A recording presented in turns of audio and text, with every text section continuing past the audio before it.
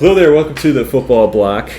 My name is Brandon. I am joined here with Nick and Oscar, and we are going to talk about the World Cup.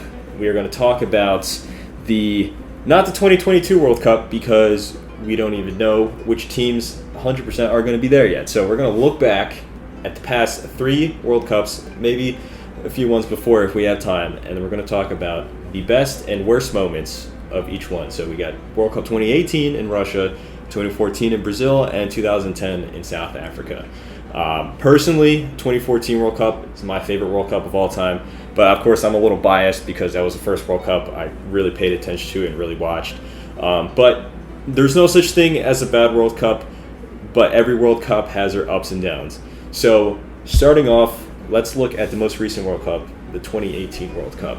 And Nick, we'll start off with the worst moments first, and then we'll go to the best moments. So we'll start off on a low, then end on the high. So worst moments of 2018, in your opinion, Nick? Well, for me, the worst moment, happened before the tournament even started. No Italy in the World Cup. For me, that's I get it. It's not the team from '06. They weren't the greatest team in the world, but to not even make it, that's they lost to Sweden in the qualification. That's a disgrace. Like Sweden, that team stinks. Like I don't care if you have Zlatan. They didn't even have Zlatan. They didn't even have Zlatan. I think to show how much I remember. Probably John Guidotti was leading the line, and that guy's terrible. Oh, the guy from Celtic. Yeah. So he, the fact that they could not make it, for me, that's obviously the worst. Honorable mention, France winning.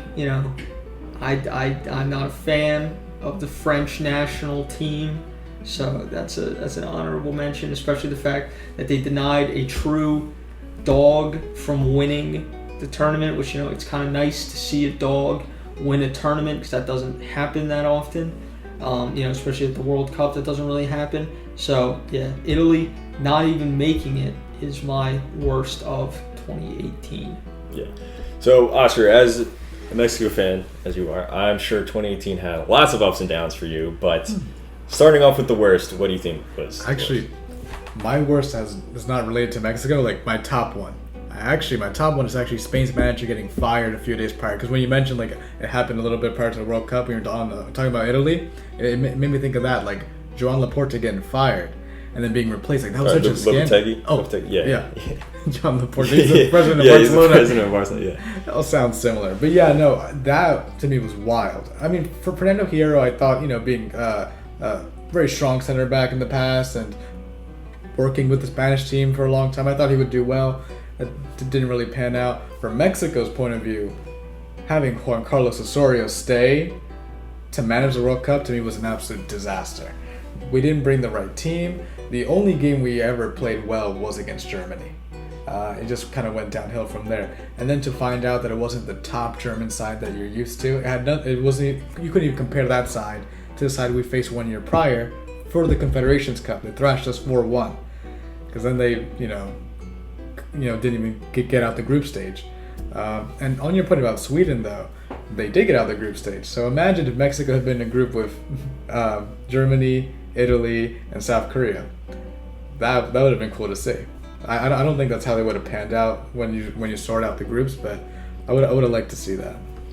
Yeah. For me, I mean, I think that like I said before, there's no such thing as a bad World Cup.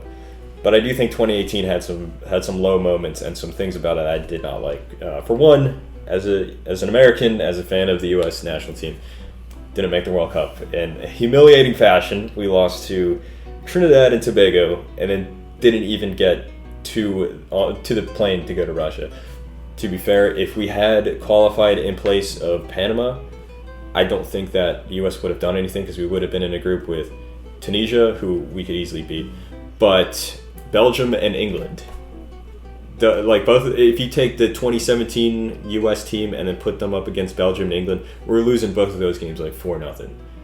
So, but I would say just the amount of good teams that just didn't make the World Cup was crazy. I mean, you mentioned Italy. Obviously, they won the World Cup 4 times, and they didn't make this one. Chile, they're back-to-back champions of the Copa America, and they failed to qualify. And then you also had, teams that not necessarily you'd expect them to like win the World Cup or anything like that, but they were consistently there. Like Ghana, they've been at the past like 3 World Cups. They were pretty good at the last 3. They didn't do anything, or they didn't qualify.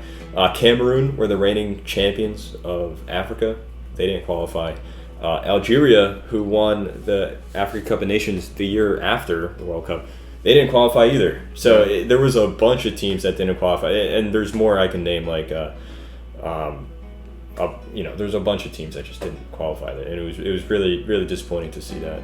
Another thing that I would say was disappointing was all the big teams at the 2018 World Cup were subpar, and I've said this numerous times on this channel before. This is like my thesis of the 2018 World Cup. All the big teams played bad. Including France. France, in my opinion, most overrated world champion that I've ever seen, or that I've read about or heard about. Yeah. You can just go through each one. Like, okay, you mentioned Spain. They were doing perfect up until the World Cup. They sacked Lopetegui.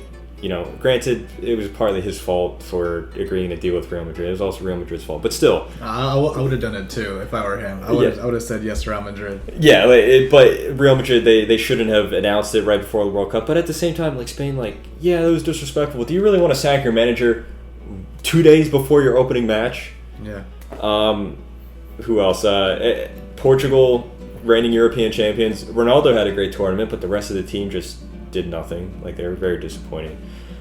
Brazil, they got to the quarterfinals, yes, but they probably should have won the World Cup. Their team was very good. Argentina and Germany, both train wrecks, of course.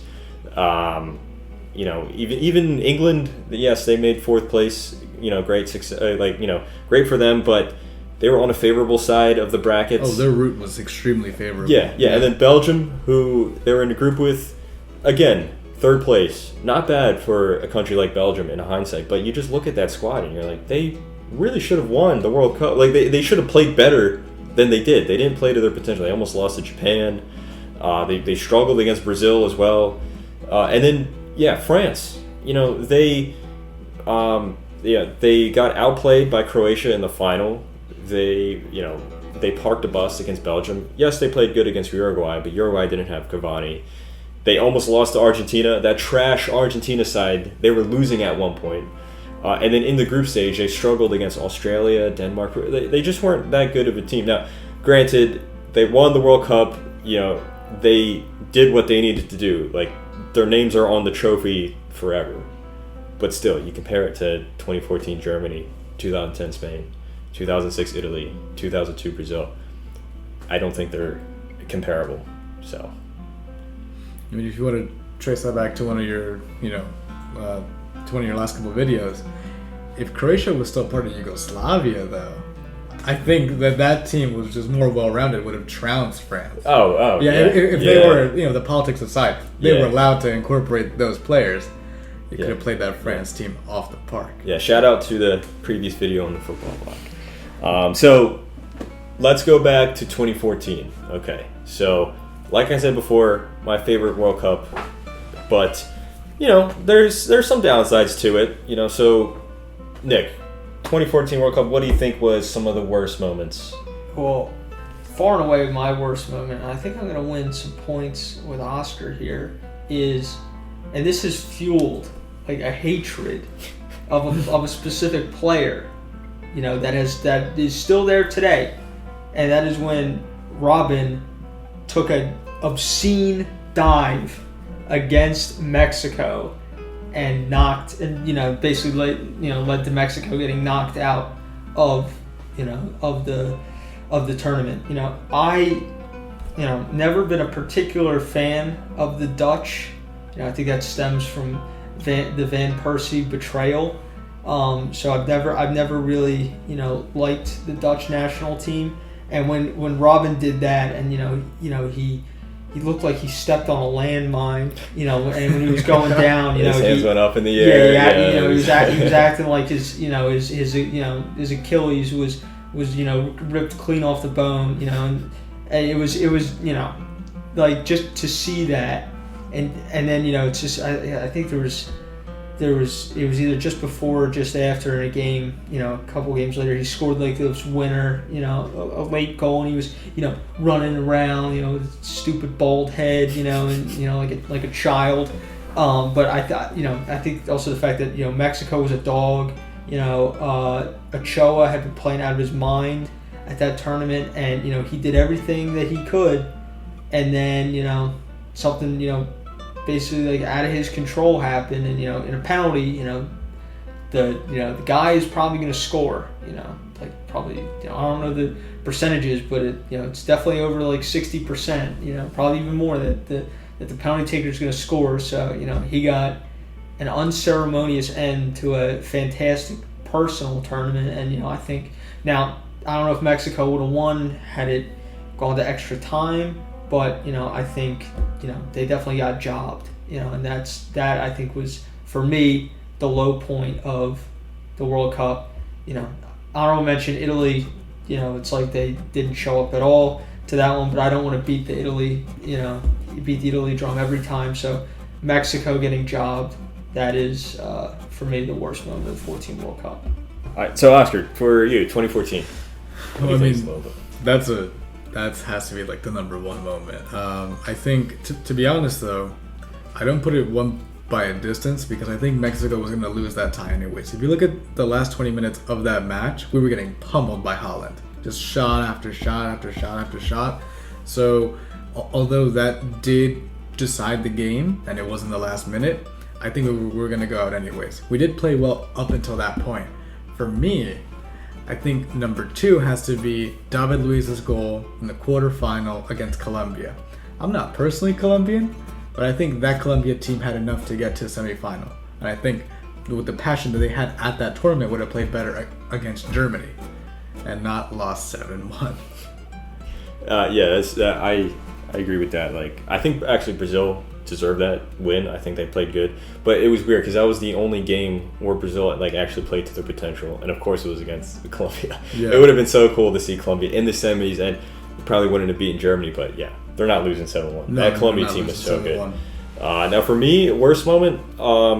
So I love the Brazilian national team ever since I was a little kid.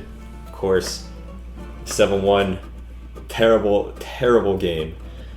But at that point of watching the World Cup, I wasn't a passionate enough fan. So it was sad to see the host nation get utterly pummeled like that. It didn't have the same sting, though, because I wasn't as passionate about soccer in general. But I do think that as a Barcelona fan and as a fan of Messi, it was such a shame to see Messi lose in the World Cup final like that. I think that is the low moment, just as a Messi fan, because that would have ended it right there. The GOAT debate, Messi's got a World Cup, that would have ended it right there, then and there. And Messi had a great tournament. I made another video about that on this channel, how I believe that he deserved the Golden Ball, and 4 goals, an assist. He had a great tournament. And then that final, yes, Germany overall, much better team than Argentina in 2014. But in that final, Argentina had so many chances. They could have won. I mean, Higuain had the one-on-one that he fluffed. He had the one goal that he did score, but it was offside. If he held his run 2 seconds, he would have been onside. He would have scored. Palacio had that ball where he tried to chip Neuer. He should have just played it around. Yeah, so Argentina had the chances. They had it in the bag. It was their game to win, essentially, and they fluffed all their shots, all their chances. They just did not have their shooting boots on, and then Germany ended up winning with Götze's great goal in extra time, and that was really sad, especially in hindsight, or not in hindsight, but what happened after the tournament. Everyone was blaming it on Messi, and then that led to Argentina losing the 2015 Copa America final and the 2016 Copa America final. Luckily, with Argentina, Messi finally won the 2021 Copa America. But still, there was, after that World Cup, there was just a period of just this pressure on Messi, and it was a shame. For a guy who I would say is the best player of all time, is a shame. So, but anyway, let's move on to 2010. So we're going back over a decade, and we have 2010 World Cup in South Africa. I personally don't really have much memories from this World Cup, many personal memories. I was too young. I didn't really watch soccer as much at the time. But going back, researching, watching videos, stuff like that, can give you kind of a good enough conception of the tournament. So Nick, worst moments of 2010. Well, I think the worst moment for me was probably the ball itself. The fact that it would just kind of go anywhere. That really, a tournament of that size and of that prestige, the fact that you can't get the ball right, something that's they've been using and tinkering with for over 100 years at that point. You can't get something good enough so that it doesn't go blazing over the bar anytime someone tries to take a shot from more than like 15 yards. Like, I think that was probably the biggest worst thing about that World Cup. Honorable mention, the Luis Suarez red card. Not for him getting the red card, he totally deserved it, but the fact that there was no poetic justice of Ghana converting, the fact that the Ghanaian player blasted the penalty a mile over the bar, that I think because off that Ghana, I don't know if Ghana would have gone on to win, but they deserved that they earned that goal, and they got robbed. So I think that goal would have won 2-1. That would have won it 2-1. Yeah, would have won it 2-1. So, and it was like literally the last minute of extra time. So they would have gone through to the semis. Yeah. So then yes, they totally got jobbed. Yeah. They would have won. Switch them around. That's worse than the ball. Yeah. Oscar, for you, 2010 worst moments. To continue on the Mexico theme, it'd probably be the round of 16 against Argentina, the Carlos Tevez offside, the clearest offside ever, and that's probably one of the cases that led to VAR even being a thing. The fact that you could see it up on the screen, like fans were yelling towards the ref, like, "Hey, like how could you not call it offside?" But you couldn't call it offside after the whistle had already been played and the whatever. I think that was a bad moment. Aside from that, I'd probably say the final. Xabi Alonso got kicked in the chest by one of the Dutch players. I believe it was Nigel. De Jong. De Jong. Yeah, that should have been a red card right there, but it wasn't. The Dutch did go on to lose the game, but I actually thought overall the final wasn't as exciting as it could have been too. I think that was probably kind of a letdown. You mentioned how France could have been beat in the final in the most recent tournament, but that was a 6-goal thriller. This was a 1-0 goal. Iniesta's goal wasn't even that spectacular for a World Cup final, and you compare that goal to the one even in the following tournament. Götze's goal was really good too. I think that was probably the most underwhelming final that I've ever witnessed. I've only seen 4. If you count 2006 as well. Yeah. That is true. 2010. There wasn't really that many chances. It was just kind of Spain playing their game but not really pushing forward, and then the Netherlands just kicking them, just hacking their ankles, hacking their shins. And there was the Robin mischance, and I think Ramos had a header. But beyond that, it's pretty much it. And you mentioned, you compared to other finals. 2006, in my opinion, greatest World Cup final. Like, it was just from a neutral point of view. Like, it was, there's so much just great things happening. 2 goals scored before the 20th minute, 1-1. Both teams were just slugging it out.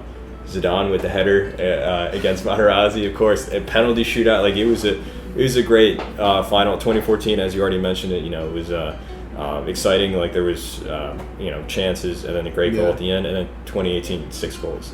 2010, it was very underwhelming. That is true. I would say for my worst moment, though, connects to what Nick was saying about Ghana, but I would expand that to all the African teams at the World Cup. This is the first World Cup in Africa, and yet, besides Ghana, every single African team was really bad. They finished, with the exception of Ghana, they all finished bottom of their groups. In the groups, they didn't even make it out.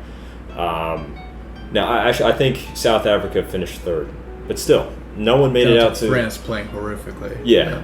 And then Ghana, even though they made it, they were like this close to making it to the semifinals. They weren't that good up until that point. Like they scraped by in the group stage. They beat the U.S. Big whoop-de-doo, and then they played really well against Uruguay. So I'll give them that. But it's not like It's not like Colombia in 2014 where they were just playing this beautiful, beautiful football and just destroying teams. This Ghana team was really just scraping by. But you look at Nigeria, like they were awful. They were really, really bad.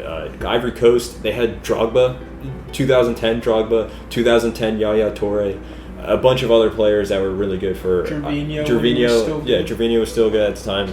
Kolo Toure. Yeah, Kolo Toure. Like this team was a good team. Yeah. Granted, they were in a tough group. They were with Brazil and Portugal, but if I remember correctly, I don't even think they beat North Korea. I think it was a draw. I think I could be wrong. I could be wrong there, but still, like all the African teams were really disappointing. And then I think Egypt was the AFCON champions at the time. They didn't make the... They didn't even make the tournament.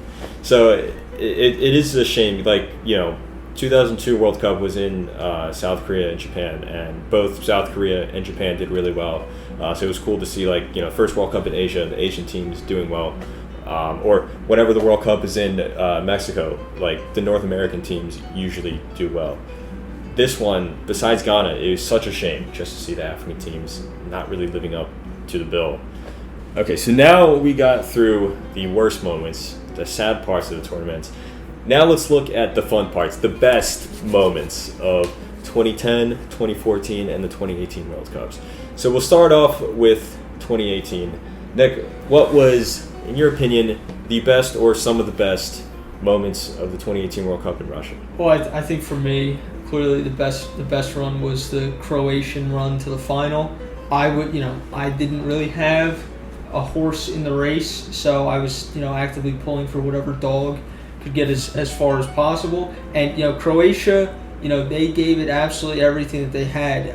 Was it Subasic, the goalie? Like he was playing like with his hamstring like torn completely off the bone or something on. He was dying for his country out there. You had the Vida, you had Modric, you had Mandzukic. They were all giving laying everything on the line for Croatia. I mean their squad, not the deepest. I mean they only could rely on like 3 guys coming off the bench, and against France, France, that's not going to cut it. So it was an uphill battle, and they also they kept going to extra time as well. So they were playing so much more football than France. So it's really unfortunate that they couldn't win it. I guess second honorable mention is the home cooking for Russia. The fact that they were able to do so well. I think it was cool to see because nobody ever thinks, oh, Russia, what a footballing power. They had the run at the 2008 Euros.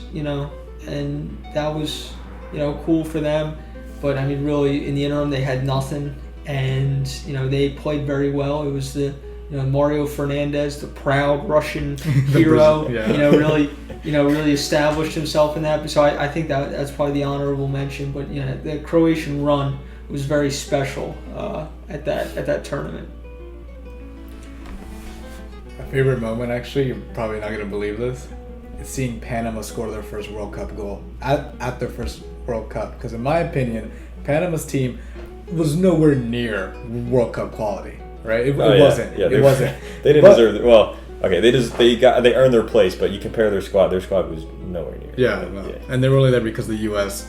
tripped up. Yeah. Now they qualified in the CONCACAF playoff spot, and that's actually kind of hard to do because you got to face off against the top team from Oceania. Now the U.S. would have cruised by, but for Panama that's really hard. And in my opinion, Panama had the most exciting and the best coach in CONCACAF during that World Cup cycle, and Nandario Gomez, because he took Ecuador to their first World Cup in 2002. So I thought it was just a great story to see. And their first goal came from a center back that played in Mexico. It was Felipe Beloy. Okay. Beloy. Yeah. And it was, again, like the whole connection there. Mexico's performance, No, I don't want to speak on that part. I'm gonna stick with Panama as my CONCACAF representative. Yeah. That's cool. Yeah, I think for me the best moment, I would say I think you can classify 2018 as the World Cup of the underdogs, because you had Croatia make the final and, in my opinion, outplay France in the final and should have won. That would have been so cool to see Croatia win.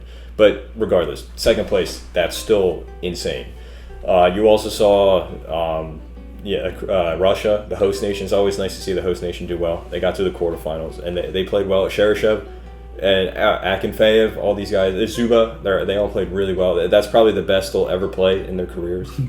I mean, Akinfeev is good, but like Zuba and Cheryshev, like they were average players beforehand, and they went back to being average players now. Other teams like Sweden made it to the quarterfinals. Granted, they weren't that strong of a team, but still, quarterfinals is pretty good for them. I thought Switzerland was a strong, solid team. And then here and there, like teams that didn't qualify for the knockout stages, they still had some good performances. Like South Korea, they beat Germany. Like that was a momentous achievement for South Korea, even though they didn't get through the group stage, and then even though Germany, that there was a very poor German side, still beating Germany is a big achievement. And then teams like Iran and Morocco, neither of them made it through to the knockout stage, but they were so close, both of them. They really took it to Spain and Portugal, and any other group they would have made it through. Yeah. I would say my number one moment, my favorite moment though, is the Argentina versus Nigeria game. Now, I talked to you about this before, but that was my favorite game of the tournament, just because it was a complete roller coaster of emotions. Like first, I was rooting for Argentina because of Messi. They were winning. Messi scored a great goal, and it was like all the troubles of the last two games, they're over. Argentina's on the right path now. Second half comes around, Victor Moses scores a penalty, and then Argentina needed to win. So if they tied, they were out. And I was on the verge of tears because I was like, bro, I was so invested in it. I was like, Messi's not going to make it to the knockout stage. And then out of nowhere, Marcus Rojo, who's playing center back, comes up and scores a volley right outside the 18. Amazing goal, and then Argentina through to the knockout stage. Yes, they got beat by France, but still, that was probably my favorite moment of the World Cup. All right, so moving on to the 2014 World Cup, Nick, in your opinion, best moments of 2014? Well, my favorite moments just happen to be Brandon's least favorite moments. For me, because I knew that Italy just were not gonna, they were not gonna achieve much of anything.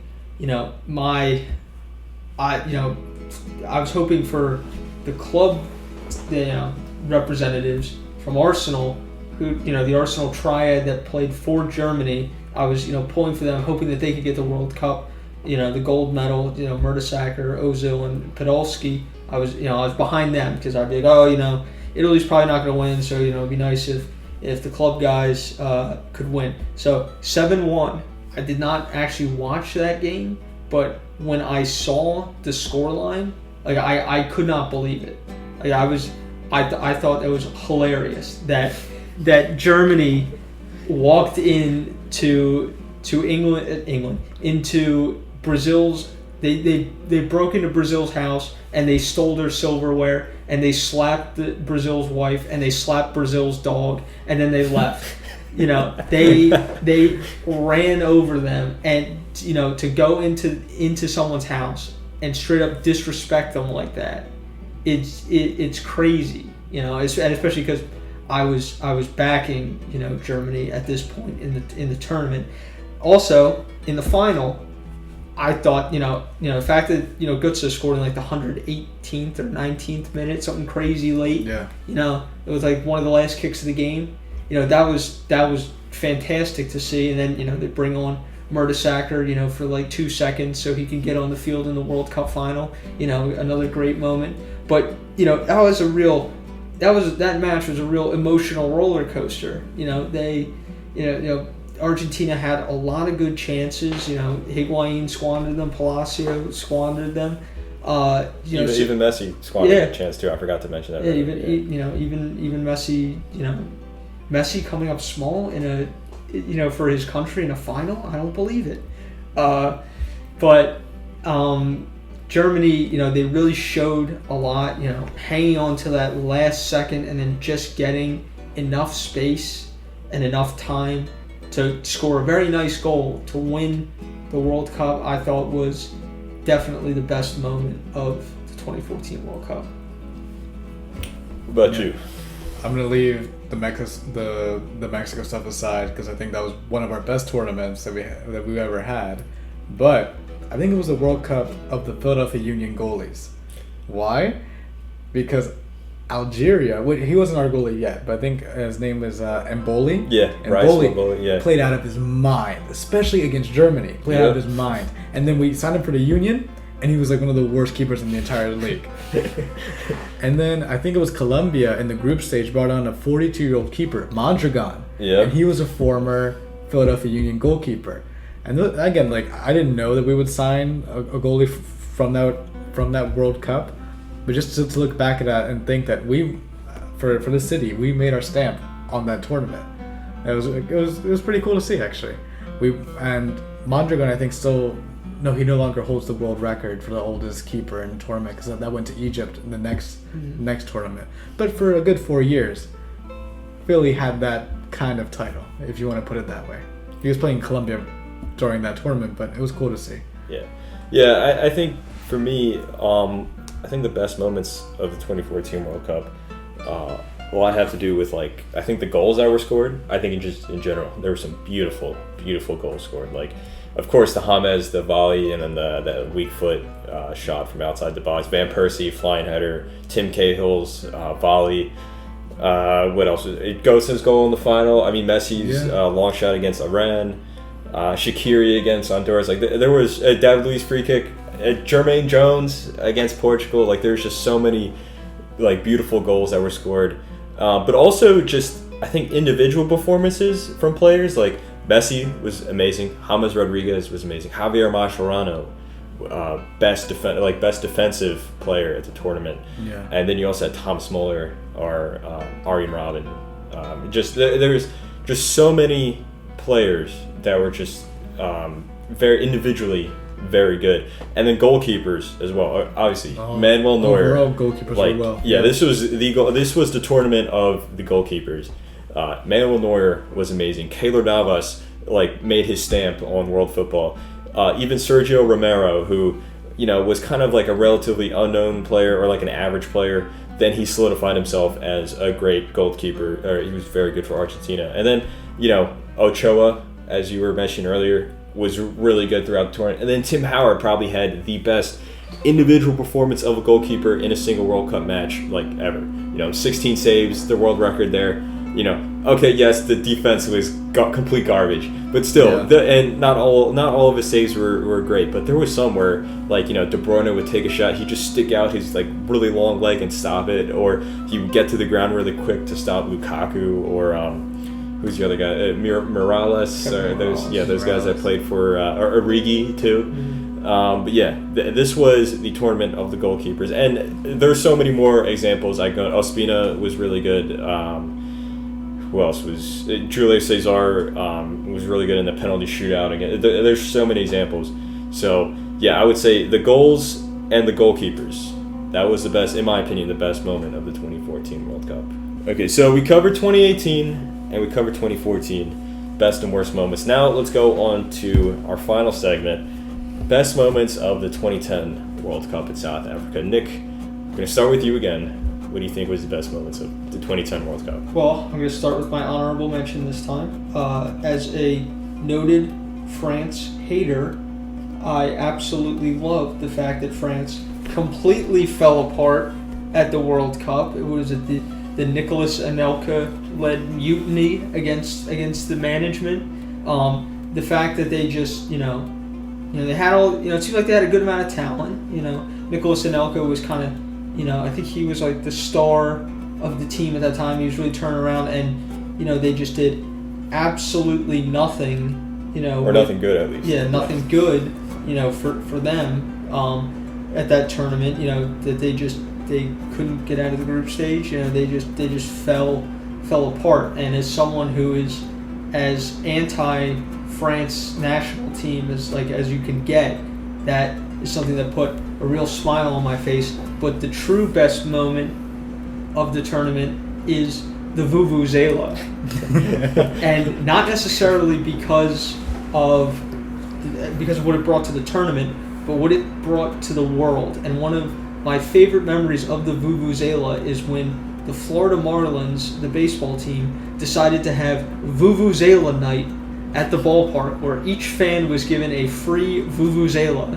And what resulted was, in the 9th inning, whatever team they were playing had runners in scoring position, and the fans in the stadium kept blowing into the Vuvuzelas, and there was a relatively routine fly ball hit into the outfield, and the outfielder was distracted by all the Vuvuzela noise, so he couldn't find the ball. The ball dropped, and the Marlins ended up losing the game, and then Vuvuzelas were banned, I believe, either by the Marlins or by Major League Baseball. So the whole cross-cultural phenomenon in the summer of 2010 into the beginning parts of 2011 of the Vuvuzela is my favorite Can part. you just imagine trying to play baseball in here? Yeah, You can't bring him into any sporting game in the U.S. now. No, in the highlights, it was just a constant hum of the Vuvuzelas. It sounds like bees, like just buzzing. Great moment. Yeah. Let's see, best moments. Honorable mention first. Rob Green getting like nutmegged in his goal, and it's like probably like the last time I think he ever played for England. Like in the game versus Complete the U.S. fumble. Yeah, that was bad. But my absolute highlight was seeing Diego Maradona absolutely losing it. Like, well, to be fair, just him coaching his own side was cool. It was like, oh, he won the World Cup with Argentina. He's gonna coach them now. But for them to qualify to that tournament was a struggle. I think on the way they lost to Ecuador 6-1. Bolivia. Yeah. Oh, Bolivia 6-1. Like, it was a rocky road to get there. Yeah. But then I remember specifically it was the game versus Mexico, absolutely losing his mind on the side of the field. Like, he looked like he was on substances on the side of the Maradona, field. so No, but I think it was a wholesome moment, but it was a funny moment too to see the legend coaching his own national side. Yeah. I'm glad you mentioned that, because for me, that's my honorable mention, because I love Maradona. Yeah, he's a wonderful guy, but he's just so, rest in peace. He's so interesting to watch, no matter what he's doing or where he is. And as coach of the Argentina team, like, if you ever saw like videos of his training regiments, they would do these like crazy like drills that don't make any sense. His team selection made absolutely no sense. I don't remember his name, but there was a guy that played for a German team. I think he played for like Hoffenheim or something like that. He had not played for Argentina for like 4 years. He had no chance of getting into the squad, so much so that he bought tickets as a fan for he and his family to go to South Africa. And then Maradona chose him to be in the final squad, despite not playing him like ever. And then when asked about it, Maradona said that he had a dream, and in the dream, this guy was lifting the World Cup for Argentina, so he just included him in the squad.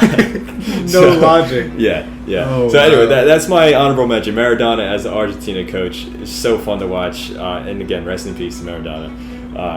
But I think just the Spanish team, 2010, that team was just so good. Now, I didn't watch them live, but I went back and like I would watch like the full matches, like, the hour long or like the 2 hour long matches of the game, just to see the beauty of this team. And they really were, like, this team was so good. They only scored one goal to win a game because they only needed to score one goal. They would just score one and then just batten down the hatches, and not in like a park the bus kind of way. They would just hold on to the ball. You can't score if you don't have the ball. So they would hold on to it, ping it around back and forth.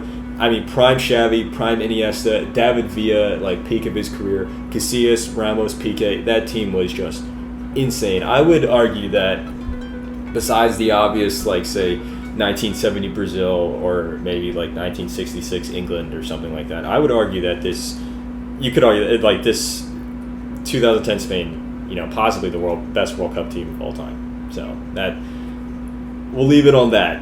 So anyway, Thank you very much for watching, listening into this discussion. Let us know in the comments below what is your favorite moments and your least favorite moments of the past 3 World Cups, or if you have any other memories from the World Cups beforehand. Let us know in the comments below. Make sure to like and subscribe as well. This has been the Football Block. My name is Brandon. This has been Nick and Oscar.